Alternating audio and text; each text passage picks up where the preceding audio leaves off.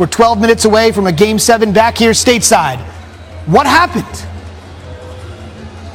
Well, first of all, I think, listen, we're going to talk about Kawhi Leonard because he's reestablished himself as the superstar we knew him to be, finishing with 27 and 17, some big-time plays down the stretch, no question. But to me, the unsung hero of the game was Fred VanVleet, coming off the bench, drilling about 4 3-pointers.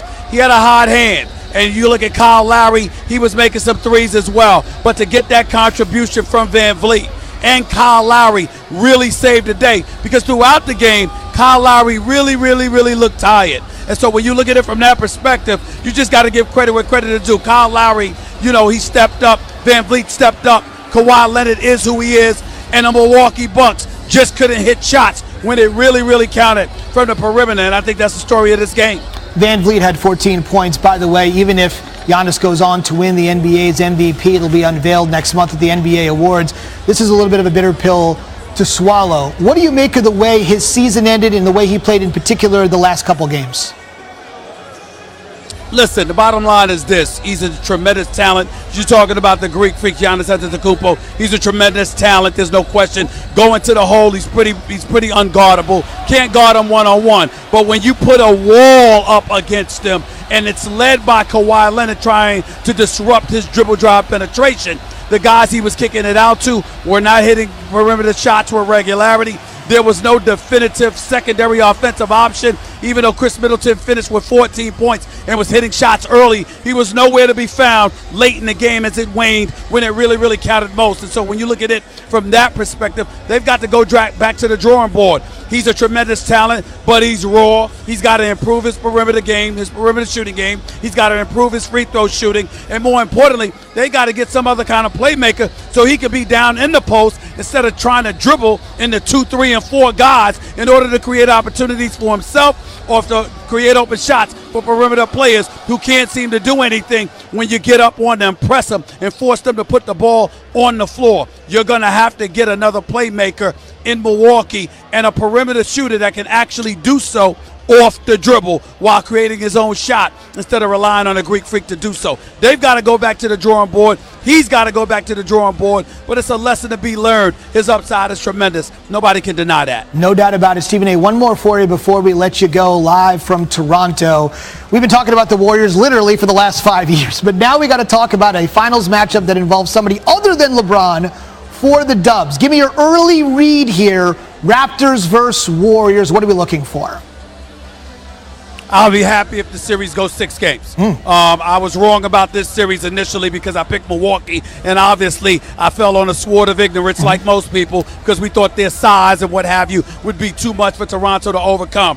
But I'm certainly going to go down with the ship that is the Golden State Warriors. I don't give a damn what's going on here tonight. It's a beautiful scene. It's a beautiful thing for the country of Canada. We get it. The crowd, the fans were fantastic. There were 16,000 people cheering outside in Jurassic Park. They expanded it. It usually only hold 3,000 to 5,000. Everybody was out here. Everybody in this building was rocking. I'm glad they enjoyed the moment. It was touching. It really was. It felt like they won a championship tonight, and I don't blame them, because that's the only time they're going to feel that way. Steph Curry, Klay Thompson's coming into the house. Draymond Green, the way he's playing, is coming into the house. You're not going to see the Golden State Warriors be devoid of having personnel that can hit perimeter shots. What Milwaukee struggled with is Golden State's specialty. And with that in mind, I have to give Golden State the edge. Kawhi Leonard pulls this off and beats the Golden State Warriors with or without KD. He beats the Golden State Warriors. Let me tell you something right now. Whatever we're praising about Kawhi Leonard today is going to elevate exponentially if he pulls this off. Because anybody that knows basketball, I don't know how you can see them pulling off a victory over the Golden State Warriors. I'm sorry. I just don't see it. Not the way Klay's been playing and the way Steph has been playing. And oh, by the way, Klay has attitude. And he should, after getting robbed and screwed over by not being on any all-NBA team. He's got attitude, Steph's got attitude, and Golden State is out to prove that with or without Kevin Durant and Boogie Cousins, they can three-peat. Toronto, good luck, and I'm glad you enjoyed yourself tonight, because I don't see it happening moving forward. All right, so the Raptors at 58 wins, the Warriors at 57, which is why Game 1 on Thursday will be where Stephen A is standing, the one and only Stephen A. Smith, bringing it only the way he can here on SportsCenter. Can't wait for next Thursday night, Stephen A. Thanks very much. All right, so here you go. We are set for the Golden State Warriors and the Toronto Raptors again. Let's go back to November 29th. We're in a situation here between Golden State and Toronto, one of their 2 regular season meetings, and obviously Drake in the house. And you know, this is obviously an early test, right? Kawhi's a rental player. He's there for 1 year, maybe more. Durant, same deal, approaching free agency. Like Leonard, final stages of the game, final seconds, Durant in the corner, got it. And we're tied at 119 in the regular season. If we get this kind of drama in late May that we got in November, that's something. In overtime, at the very arena, they'll play game 1, knotted at 123. Kawhi with the ball, pushing, looking, firing, and the Raptors, you wouldn't know at this particular time that this would be a finals matchup. Masai was hoping for it. Nick Nurse was hoping for it. And the Raptors got him early. Rematch December 12th. This was obviously in the Bay Area. What would happen here? Again, because this is the East and the West, we only get 2, so this is a small sample size at best. This game was on ESPN on a Wednesday night, and the Raptors were running away with it early. Siakam was great. Leonard was great. Mentioned this year, the Warriors lost 6 games this year at home by at least 20 points. Think about that. It doesn't happen very often. This was one of those. Toronto, the second team to sweep Golden State in the regular season in all the time Steve Kerr has been there. Finals preview, head-to-head. We just showed it to you.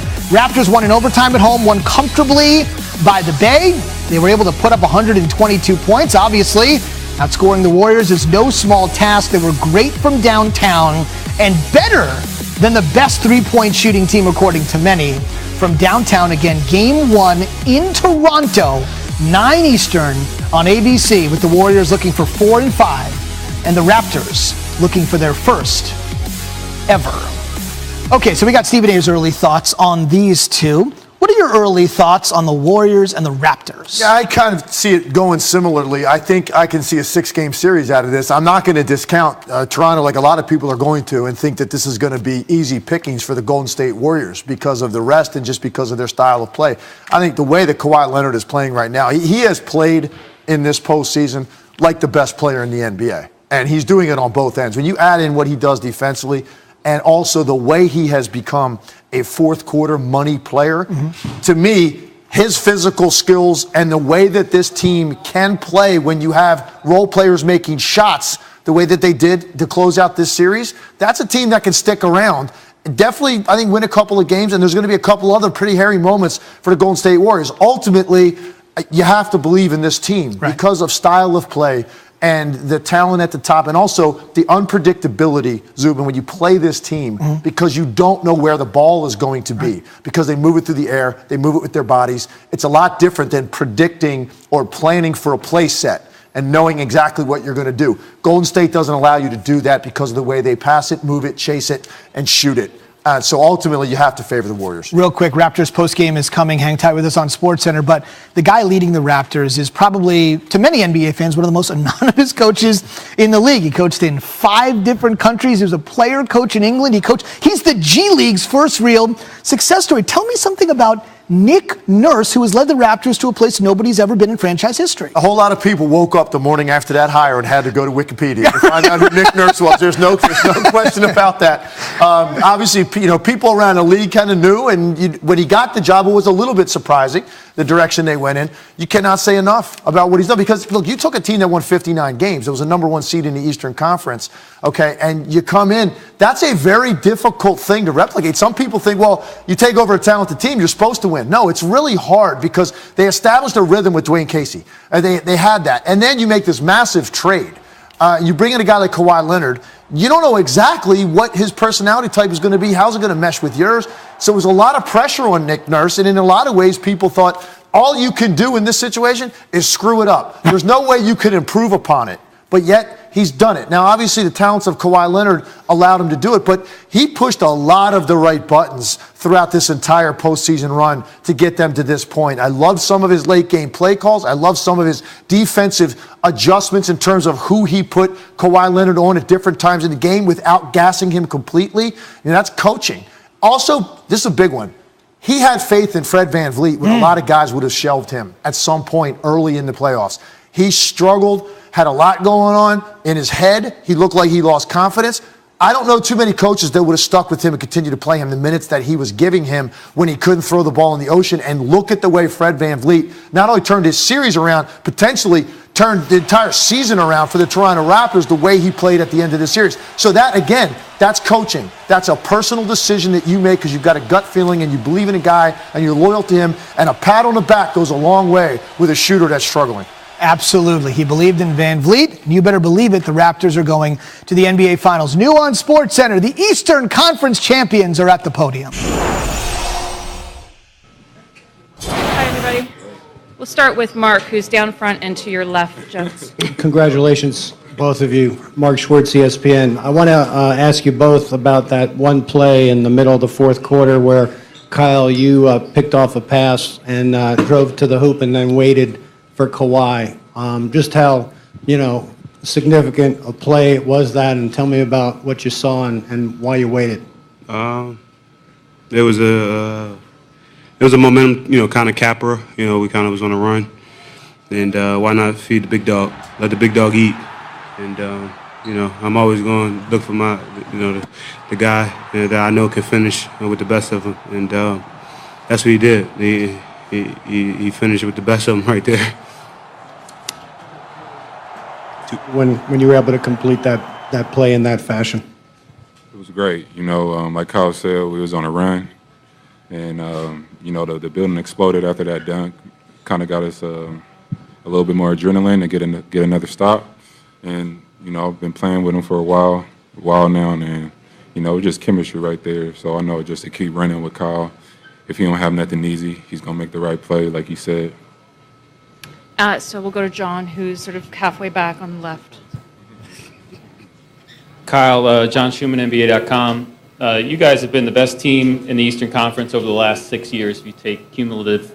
But playoffs, you weren't able to break through. What does it mean to you, the guy that's been here the whole time, to finally break through? How much are you savoring this right now? It means a lot. It's taken a long time to get here in my career. 13 years, 7 years here. I've ran into one guy for a while, and we were given an opportunity. He left, and we beat a really good team in Milwaukee. For me, I'm savoring the moment, but I'm not satisfied. Our goal is to win the NBA championship, and we're just gonna keep getting better and plugging away. To Jackie, who's standing up at the back left. Jackie McMullen, ESPN. Kawhi, Kyle's known Nick Nurse for about 6 years. This was your first year with him. I wonder if you can give us an idea of